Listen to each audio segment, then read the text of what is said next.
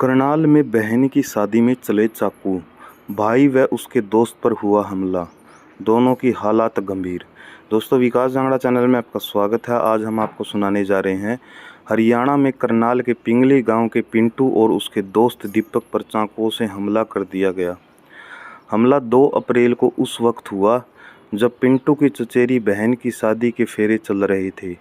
इसी दौरान को पिंटू को कोई युवक बुलाकर बाहर ले जाता है और वहीं पर उसे पर चाकुओं से हमला कर दिया जाता है।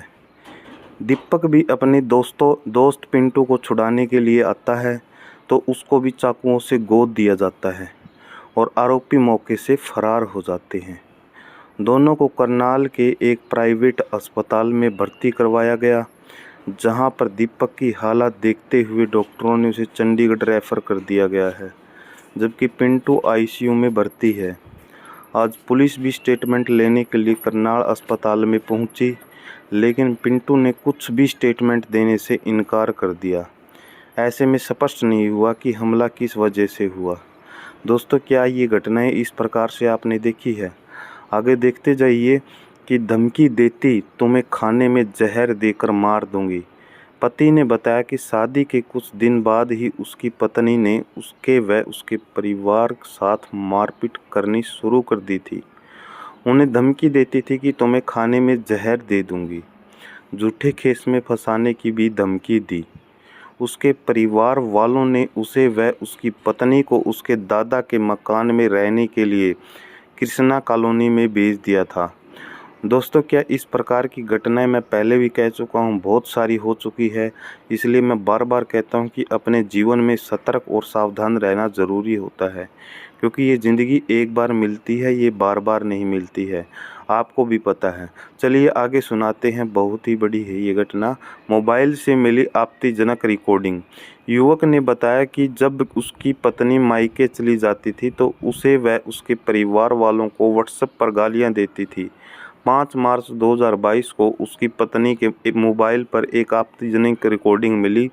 उसकी पत्नी अपने मौसी के सगे बेटे कुलदीप के साथ आपत्तिजनक बात कर रही थी, लेकिन बाद में उसकी पत्नी ने अपनी गलती मानकर माफ़ी मांग ली थी।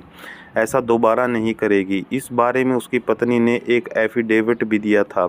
उसकी पत्नी ने कई बार उससे व उसके परिवार वालों से भी झगड़ा किया। होली के दिन वाइपर से पीटा। पत्नी ने बताया कि होली के दिन दोपहर 2 बजे उसकी पत्नी उसके कपड़े घर से बाहर फेंक रही थी। जब उसने पत्नी को रोकने की कोशिश की तो उसे वाइपर से मारना शुरू कर दिया। उसने अपने मोबाइल में से सब कुछ रिकॉर्ड कर लिया। जब उसने अपनी पत्नी को रोकने का प्रयास किया तो ज़ोर ज़ोर से चिल्लाने लगी। दोस्तों, क्या इस बात में कितनी सच्चाई है, कितनी नहीं है, आप कमेंट में ज़रूर लिखना। दोस्तों, बात करूं कि उसे धमकी देने लगी, मैं तुम्हें अपने भाई और प्रेमी के साथ मिलकर जान से मरवा दूंगी। पति ने शिकायत सौंपते हुए बताया कि उसे डर है कि कहीं उसकी पत्नी उसे मरवा ना दे। सदर थाना पुलिस युवक की शिकायत पर पत्नी के खिलाफ धारा 323 व 506 के तहत केस दर्ज कर जांच शुरू कर दी है। दोस्तों, इस प्रकार की घटनाएं आप देखते रहते हो, दिन भर होती रहती है। कोई पति धोखा दे जाता है, कोई पत्नी धोखा दे जाती है। दोस्तों, क्या ये जुल्म कब तक होते रहेंगे? और आप देखते हो पूरे हरियाणा के ही अंदर नहीं, पूरे इंडिया के अंदर इस प्रकार की घटनाएं अब होती रहती हैं। क्या इस प्रकार की घटनाएं आगे भी अंजाम देती रहेगी? क्या इसके लिए कोई भी कानून नाम की चीज़ है या नहीं है? एक बार कमेंट सेक्शन में जाकर कमेंट में ज़रूर बताना, क्योंकि आप भी जानते हो, हम भी जानते हैं